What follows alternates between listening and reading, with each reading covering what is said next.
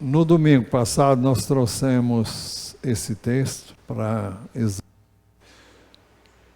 na hora da pregação, mas nós nos detivemos muito no início da mensagem e o final foi a toque, eu não diria a toque de caixa, mas nós tivemos que correr muito. E não foi possível tratar como gostaríamos de tratar aquilo que está no final. Mas nosso assunto é ainda a alegria de evangelizar de graça e o texto básico é 1 Coríntios 9, 16 a 27.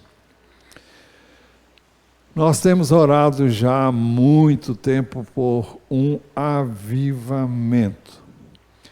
E avivamento não é algo que se fabrica, não é algo que você possa dizer, hoje vai ter um culto de avivamento. Isso não existe.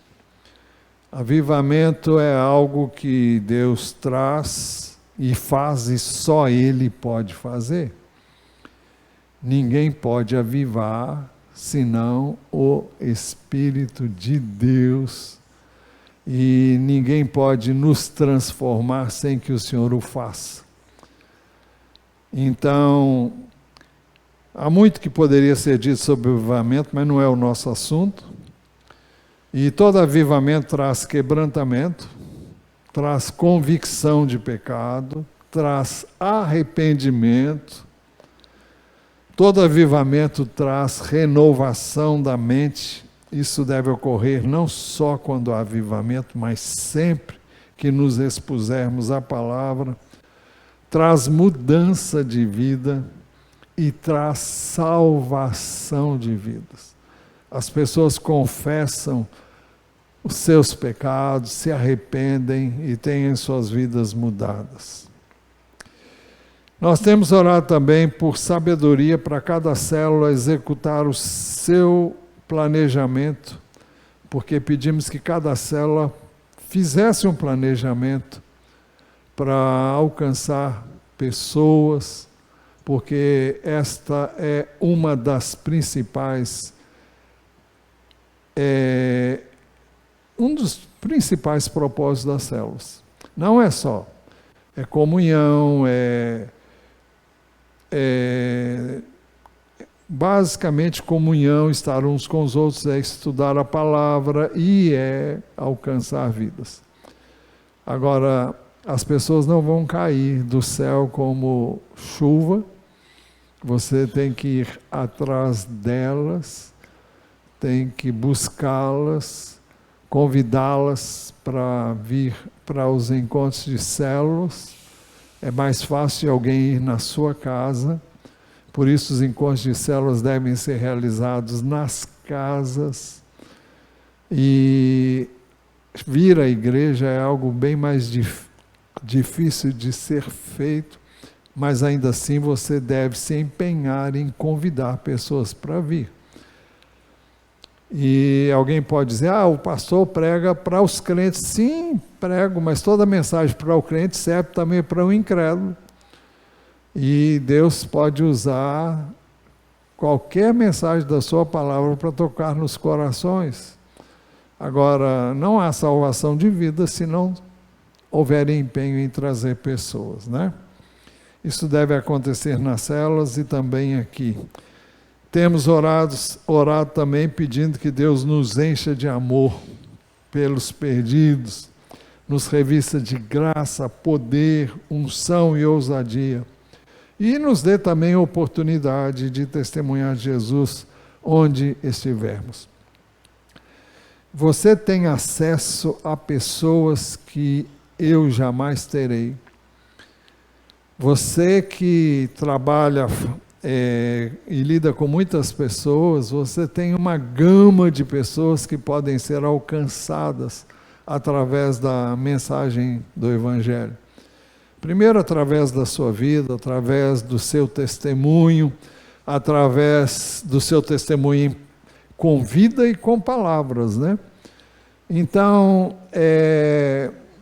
eu estava me lembrando que eu evangelizava muito mais antes de ser pastor, É claro que já fiz isso aqui muitas vezes, saindo com a igreja aqui no bairro, saindo lá na Mangueira, já subimos aquele morro muitas vezes, mas eu evangelizava muito mais quando eu trabalhava secularmente. E as pessoas que iam lá falar comigo, elas ouviam o Evangelho. Muitas delas fizeram decisão, só Deus sabe, porque eu não sei se foi real ou não, mas elas oraram comigo. Então você tem que pedir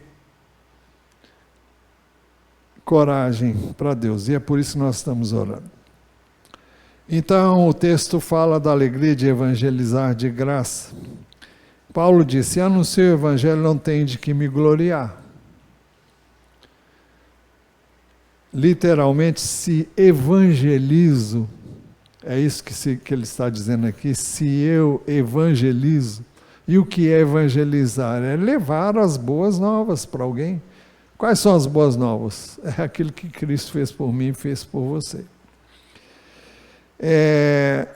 Ele mostra duas razões para fazermos isso. Primeira, pois sobre mim pesa essa obrigação. Por que sobre nós pesa essa obrigação? Porque um dia alguém trouxe essa mensagem a nós. Porque um dia alguém trouxe as boas novas, nós ouvimos, nós cremos e fomos persuadidos pelo Espírito de Deus e pela palavra que nos foi dada. E nós contamos e nos detivemos praticamente bastante tempo em 2 Reis 7, de 1 a 20, mas não vamos voltar a ele não.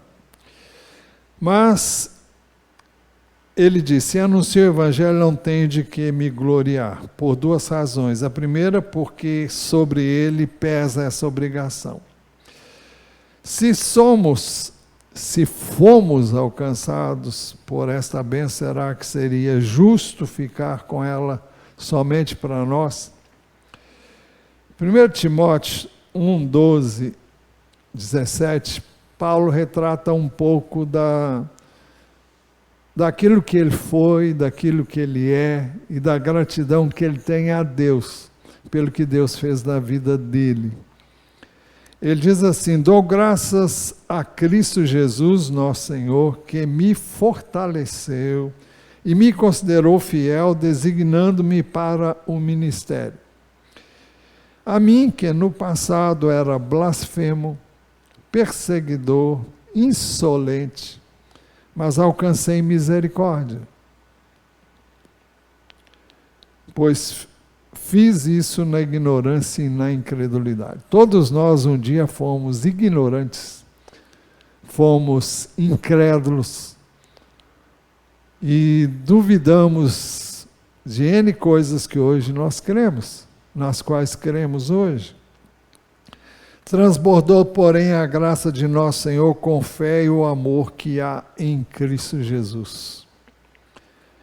Essa palavra é fiel e digna de toda aceitação, que Cristo Jesus veio ao mundo para salvar os pecadores.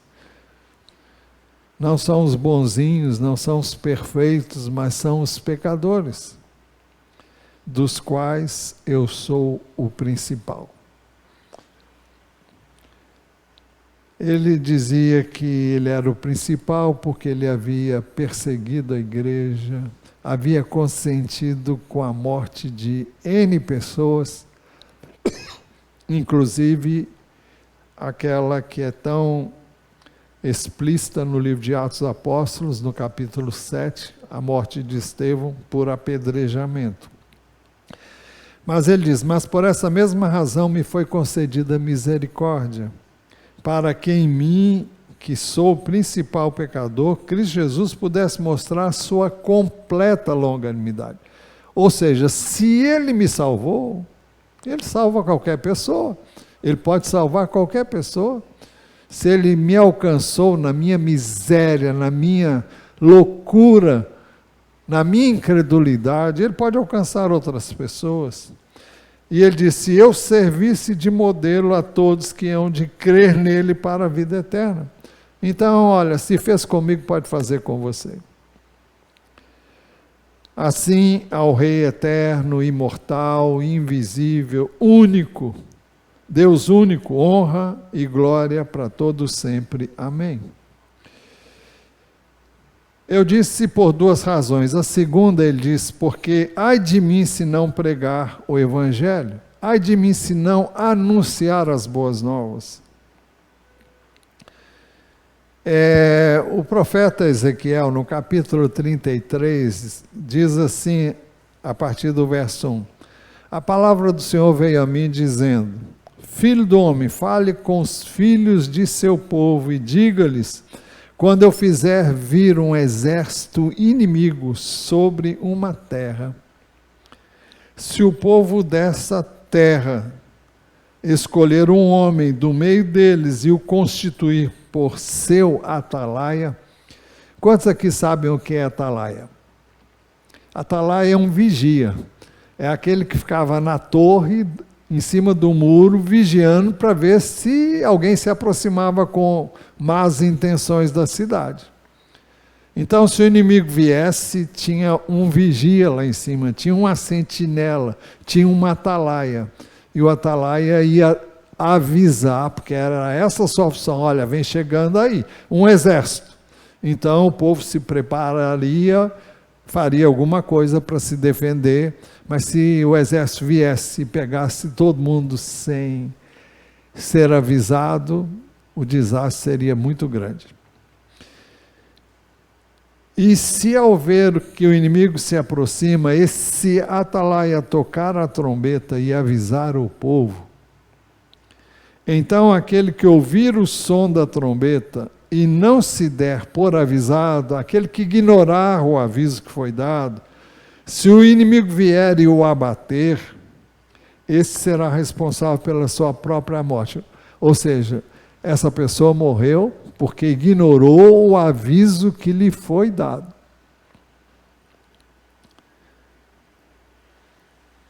Esse será responsável pela própria morte. Ele ouviu o som da trombeta e não se deu por avisado. Será responsável por sua própria morte. Se ele tivesse dado atenção ao aviso, salvaria a sua vida. Mas se o atalaia vir que vem o inimigo e não tocar a trombeta, e o povo não for avisado, se o inimigo vier e abater um deles, esse foi abatido na sua maldade.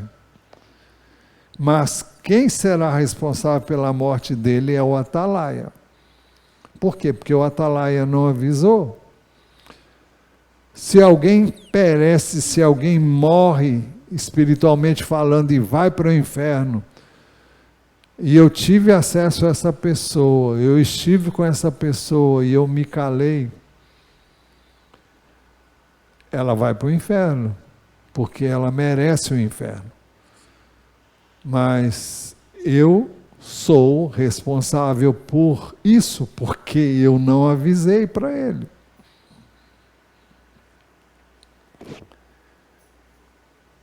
Quanto a você, filho do homem, eu constituí por atalaia sobre a casa de Israel. Portanto, você ouvirá a palavra da minha boca e lhes dará aviso da minha parte. Se eu disser ao ímpio que ele certamente morrerá, e você não falar para advertir o ímpio do seu mau caminho, esse ímpio morrerá na sua maldade, mas você será responsável pela morte dele. Mas se você falar ao ímpio para o avisar do seu mau caminho, mas se você falar ao ímpio para o avisar do seu mau caminho, para que dele se converta, e ele não se converter do seu caminho, esse ímpio morrerá na sua maldade, mas você terá salvo a sua vida. Ou seja, não vou lhe imputar nenhum pecado. O pecado da omissão, o pecado da indiferença, o pecado da simplesmente de ficar na sua.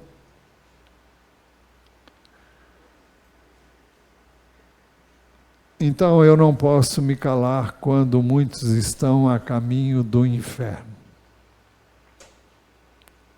Não posso me calar.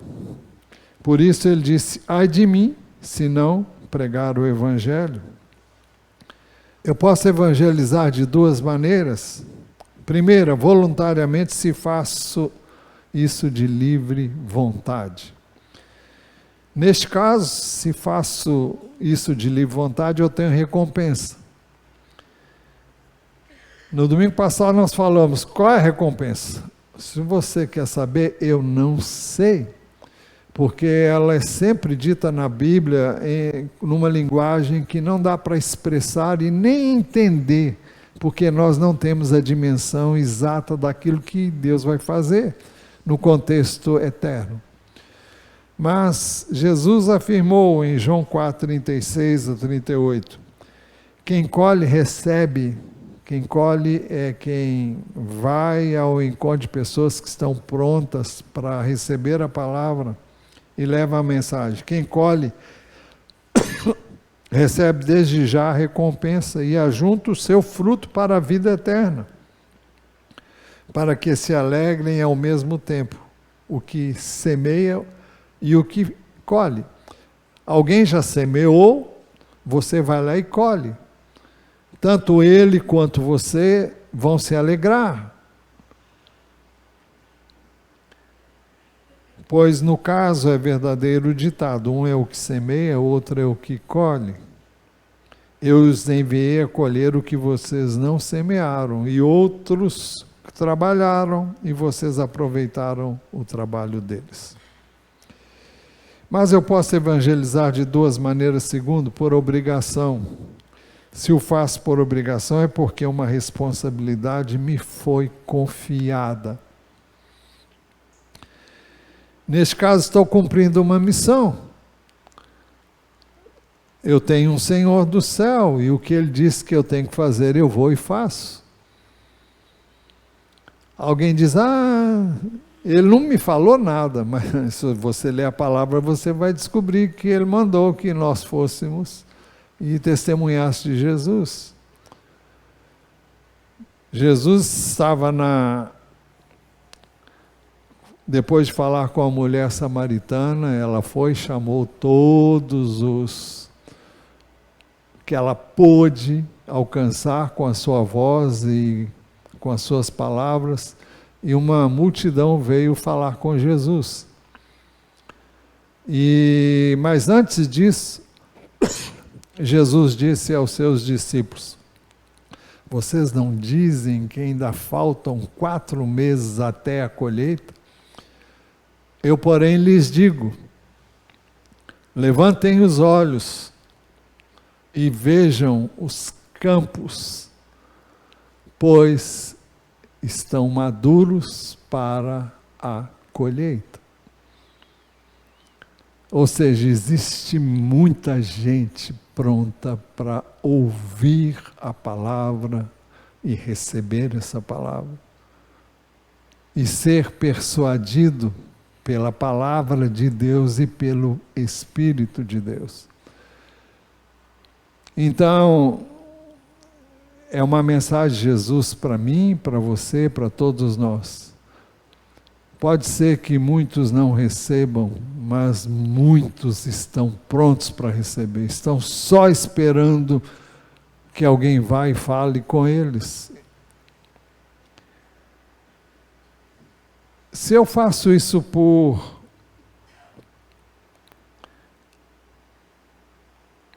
em cumprimento a uma missão, o apóstolo disse assim, 1 Coríntios 4, 1 e 2, assim, pois, importa que todos nos considerem como ministros, literalmente como servos de Cristo, e encarregados dos mistérios de Deus. Qual é o mistério de Deus? O mistério de Deus é Cristo em nós. Diz Colossenses 1, 28, se não me engano, um pouquinho antes. Cristo em nós, esperança da glória. É impressionante o fato de que quando cremos em Jesus, Ele vem viver em nosso coração. Isso é um mistério. É um mistério. Como é que o Deus Todo-Poderoso, Criador dos céus, da terra, de tudo que neles há, pode vir e habitar comigo? É algo incompreensível do ponto de vista humano. Por isso é um mistério, mas nós sabemos que é verdade. Porque o Espírito de Deus testifica com o nosso espírito que somos filhos de Deus. E se somos filhos, somos herdeiros, herdeiros de Deus, herdeiros com Cristo. Ora, além disso, o que se requer destes encarregados, de quem recebeu essa missão, e todos nós a temos, é que cada um deles seja encontrado fiel. O que nós mais precisamos hoje são pessoas fiéis, pessoas comprometidas, pessoas envolvidas, pessoas sérias. Infelizmente, antigamente houve um tempo em que o povo evangélico era tido como gente séria, gente de palavra. Isso hoje não pode ser dito, infelizmente. Existe até quem diga, ó, se for crente eu não quero, porque já teve muita decepção com crente. Então existe crente e crente. Existe pessoas que realmente tiveram um encontro com Jesus e tiveram sua vida mudada. Existe apenas, também aqueles que apenas foram mergulhados na água, saíram do mesmo jeito, tiveram uma emoçãozinha superficial e a vida deles não mudou nada. É como disse o apóstolo Pedro, o porco voltou a revolver no seu próprio vômito, é isso que está lá? A porca lavada voltou. 1 de Pedro, eu vou achar aqui, chego lá, demoro, mas eu chego. Não sei se é 1 ou 2 de Pedro, acho que é 2 de Pedro. É aqui, capítulo 2, versículo diz, esses tais são fontes sem água. Versículo 17. 17? É. Névoas levadas pela tempestade, para os quais está reservada a mais profunda escuridão, porque falando com arrogância palavras sem conteúdo, enganam com desejos libertinos de natureza carnal, aqueles que de fato estavam se afastando dos que vivem no erro, prometendo-lhes a liberdade quando eles mesmos são escravos da corrupção, pois aquele que é vencido fica escravo do vencedor. Portanto, se depois de terem escapado das contaminações do mundo, mediante o conhecimento do Senhor e Salvador Jesus Cristo, se deixaram enredar de novo e são vencidos, e o seu último estado se tornou pior, que o primeiro. Pois teria sido melhor que eles nunca tivessem conhecido o caminho da justiça, do que após conhecê-lo, voltar atrás e se afastar do santo mandamento que lhes havia sido dado. Com eles aconteceu o que diz certo provérbio muito verdadeiro: o cão volta ao seu próprio vômito, e a porca lavada volta a rolar na lama. Por quê? Porque não houve mudança. Quem gosta de chiqueiro é porco. E por isso, se você o lavar 1000 vezes, ele vai voltar para o chiqueiro. O cordeiro, a ovelha, gosta de coisa limpa, de água pura, e não se atola na lama. E se for lá jogado, ele vai querer sair de lá o mais rápido possível, porque aquele não é o seu habitat.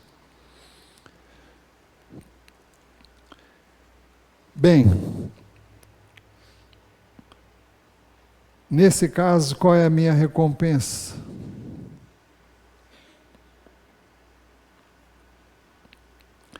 É que anunciando o Evangelho eu apresento de graça para não me valer do direito que Ele me dá. Nós falamos sobre isso na semana passada. O Evangelho tem que ser entregue de graça. Não faz sentido você pregar o Evangelho e depois passar a sacolinha. Isso não faz sentido. O Evangelho é de graça, você recebeu de graça, então dê de graça.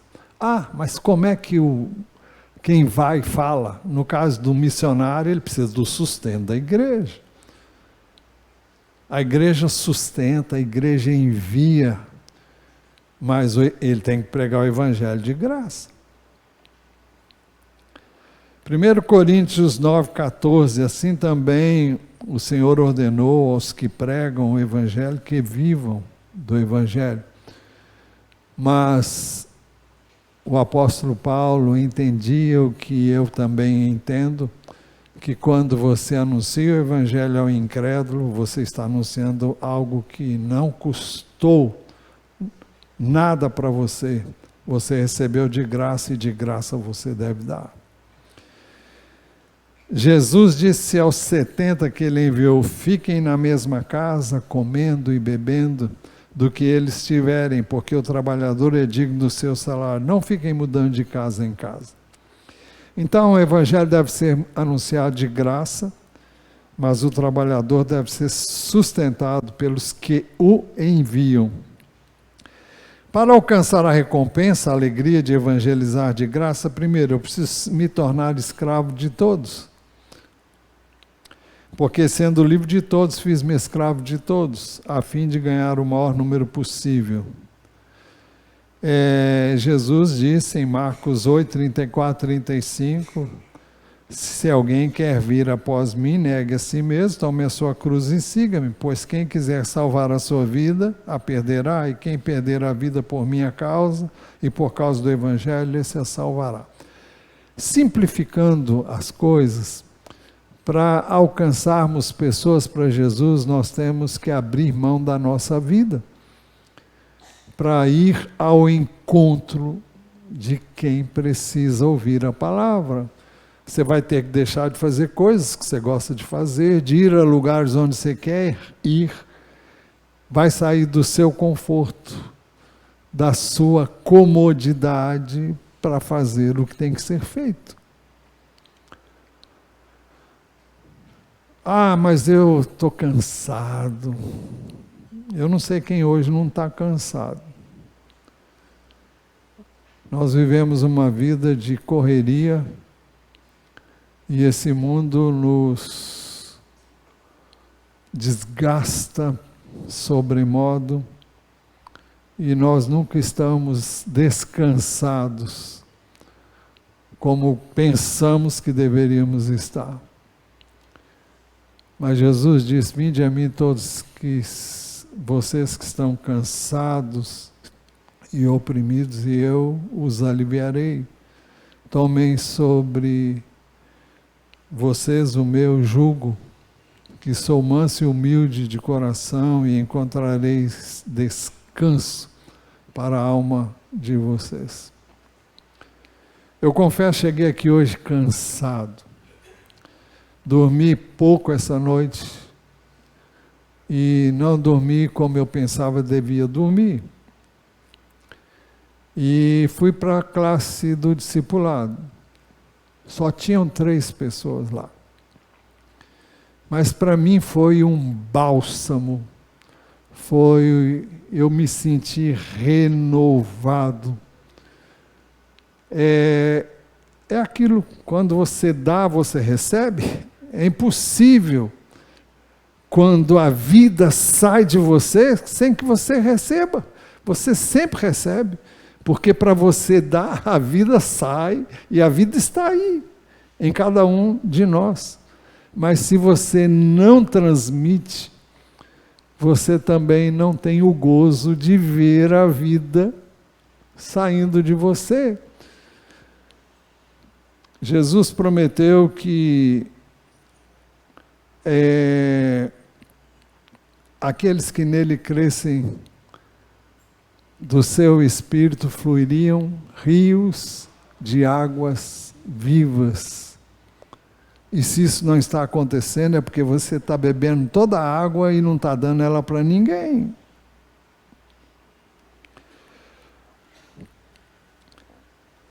Paulo diz, para com judeus fiz-me judeu para ganhar o judeu. Isso não é hipocrisia, não. Ele era judeu, e não conheceu o Evangelho, entendeu que não precisava fazer um monte de coisas que os judeus faziam, mas ele fazia para ter acesso a eles, ser aceito por eles. Por isso que ele disse, para ganhar quem estava da lei, debaixo da lei, Paulo agiu como se vivesse debaixo da lei, para com os que vivem sob o regime da lei, como se eu mesmo assim vivesse. Para ganhar os que vivem debaixo da lei, embora eu não esteja debaixo da lei. Ele está falando não dos mandamentos de Deus. Ele está falando daqueles ritos que eram celebrados no Velho Testamento para purificações e para perdão dos pecados mediante oferta de sacrifícios. Para ganhar os que viviam fora do regime da lei, Paulo viveu como os que estão fora do regime da lei. Aos sem lei, aqueles que nunca ouviram falar da lei, como se eu mesmo o fosse. Ele diz, não estando sem lei para com Deus, mas debaixo da lei de Cristo. E qual é a lei de Cristo, gente? Qual é? Uma palavra mágica, qual é? Amor. Amor a Deus e amor ao próximo. Para ganhar os fracos, Paulo se fez fraco a fim de ganhar os fracos. Fraco era aquele que não comia determinados alimentos, como era o caso de Daniel. Daniel, no seu tempo, não foi considerado fraco, porque Deus o aceitou como tal e abriu o caminho para ele fazer o que ele sentiu o desejo de fazer para agradar a Deus. O apóstolo Paulo, escrevendo aos Romanos, ele diz que nenhum de nós vive para nós mesmos. Se morremos, morremos para o Senhor. Se vivemos, vivemos para o Senhor. Se eu faço algo, eu devo fazer para o Senhor. Se eu deixo de fazer algo, eu devo deixar de fazer algo para o Senhor. E o texto, só para você saber e depois examinar lá, eu não sei se é o capítulo 14 de Romanos. Eu estou preocupado com o relógio outra vez.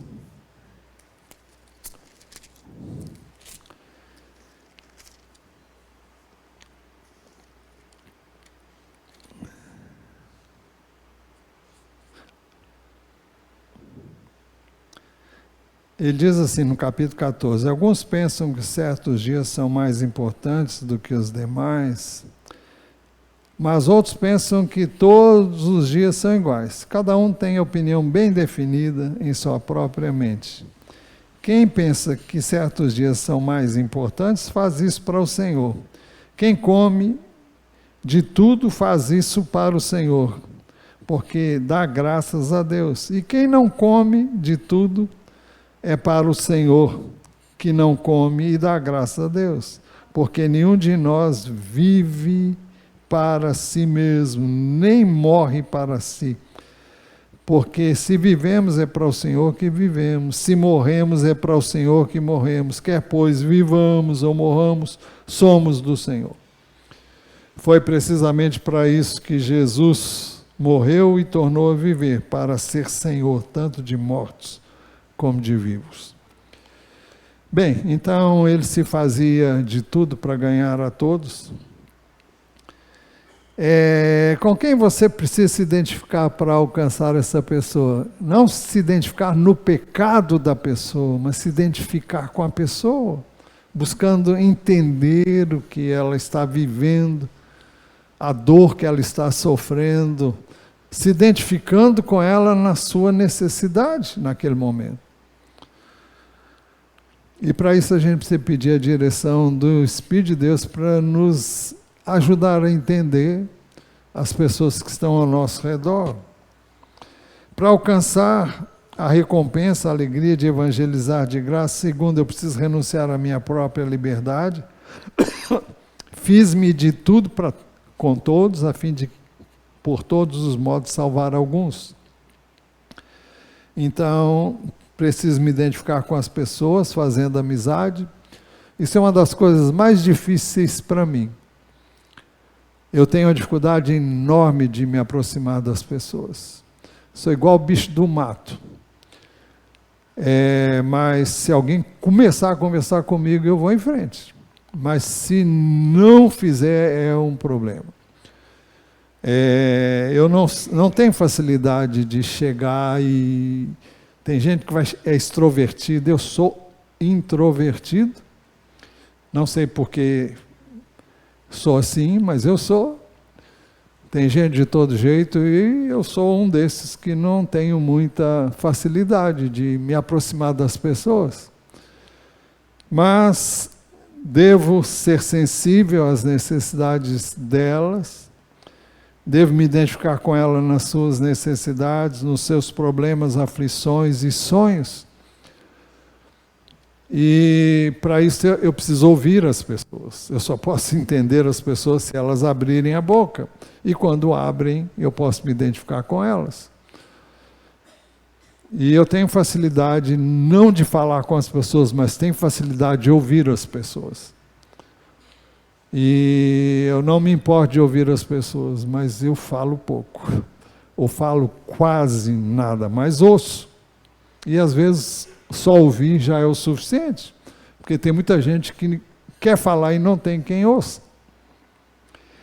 Para alcançar a recompensa, a alegria de evangelizar, eu preciso fazer tudo por causa do Evangelho. Tudo faço por causa do Evangelho. Em quarto lugar, eu também sou participante do Evangelho. Tudo faço por causa do Evangelho para ser também co-participante dele. Jesus diz: quem perder a sua vida, salvará. Quem quiser ganhar a sua vida vai perder, mas quem perder vai ganhar. Então, a recompensa, são os benefícios que você tem quando você se dispõe a perder a sua vida. Em quinto, eu tenho que me empenhar ao máximo nesse propósito. Vocês não sabem que os que correm no estádio, todos na verdade correm, mas um só leva o prêmio, corram de tal maneira que alcancem o prêmio, ganhem o prêmio. Então nós temos que sair para uma empreitada com o propósito de ganhar. Em sexto, eu devo me preparar com dedicação. Todo atleta em tudo se domina. Tem treinamento rigoroso, tem disciplina, e aplicando isso no nosso contexto, é necessário que você seja disciplinado para orar, disciplinado para ler a Bíblia e disciplinado para jejuar. Eu já tenho falado muito sobre jejum, não vou falar sobre jejum agora. Mas são disciplinas espirituais que precisamos ter na nossa vida, não para ganhar nada do Senhor, mas para estar com Ele, para ter comunhão com Ele. E alguém já disse que se eu quiser ganhar alguém para Jesus, eu devo falar com Deus primeiro sobre essa pessoa, antes de falar com essa pessoa sobre Deus. Então, é por isso que nós oramos pelas pessoas-alvo, mas você tem que ter o cuidado de não orar pelas pessoas-alvo como você ora mecanicamente, por um desencargo de consciência. Peça a Deus, coloque amor no seu coração por essas pessoas, ore por elas, peça a oportunidade para chegar a elas e poder alcançá-las. Em sétimo lugar, é preciso ter a motivação certa. Ele cita o fato que todo atleta em tudo se domina para alcançar uma coroa corruptível e nós a incorruptível. Ele se referia àquelas coroas que quem ganhava os Jogos Olímpicos não recebia uma medalha de ouro, de prata nem de bronze, como acontece hoje. E mesmo que recebêssemos, isso não tem nada comparável ao que vem depois. Mas as coroas eram de um arbusto, de uma oliveira, de louros. E Paulo, no final da sua vida, 2 Timóteo 4, 6 a 8, diz: quanto a mim já estou sendo oferecido por libação, e o tempo da minha partida chegou. Combati o bom combate, completei a carreira e guardei a fé. Desde agora me está guardada a coroa da justiça, que o Senhor, reto juiz, me dará naquele dia, e não somente a mim, mas a todos que amam a sua vinda. Que coroa é essa? Não me pergunte, eu não sei. Mas é uma coroa de glória. Como será isso, eu não sei. Paulo disse, nós vimos no início da mensagem, que sabia que era o maior dos pecadores. Mas ele foi alcançado pela graça de Deus. E se ele foi alcançado, qualquer um pode ser alcançado. E qualquer um que é alcançado vai receber essa coroa, se crer no Senhor e realmente se entregar a Ele de todo o coração. Em oitavo lugar, eu preciso ter alvos bem definidos. Assim corro também, não como sem meta. Assim luto, não como desferindo golpes no ar. Então eu disse e volto a dizer, quem é que eu quero alcançar? Quais são as pessoas que eu tenho em mente alcançar? Faça um planejamento de orar por essas pessoas diariamente, de envolver outras pessoas para que orem também por essas pessoas. A sua célula deve estar toda ela orando pelas pessoas de cada membro da célula, aqueles que a célula pretende alcançar. Isso deve ser feito. Como é que nós vamos alcançar? Que estratégia vamos adotar? Como?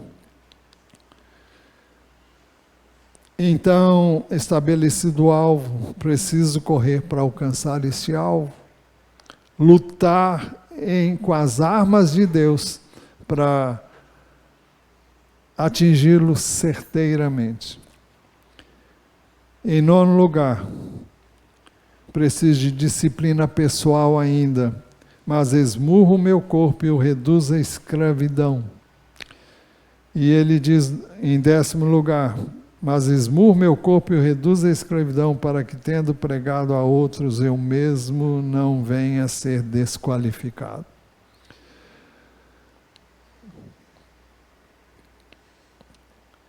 Nós temos que entender que nós estamos numa guerra espiritual e para vencer essa guerra nós precisamos usar as armas espirituais e não as carnais. Essa guerra se ganha no joelho, essa guerra se ganha com a palavra de Deus, a espada do Espírito. Essa guerra se ganha quando você depende exclusivamente do Senhor. Então, para tirar pessoas do inferno, eu e você temos que usar as armas de Deus, o poder de Deus, a armadura de Deus. E isso requer empenho, requer disciplina, requer